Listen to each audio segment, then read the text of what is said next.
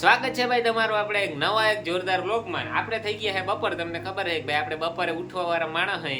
બપોર થઈ ગઈ ને આપણે જમી લીધું ને ભાઈ થોડીક હવે ગેમે રમી લીધી છે આપણે.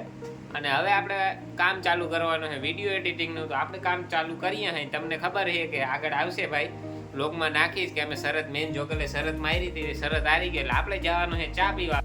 તો ભાઈ આપણે નીકળી ગયા ભાઈ ગાડી લઈને ભાઈ ચા પીવા માટે.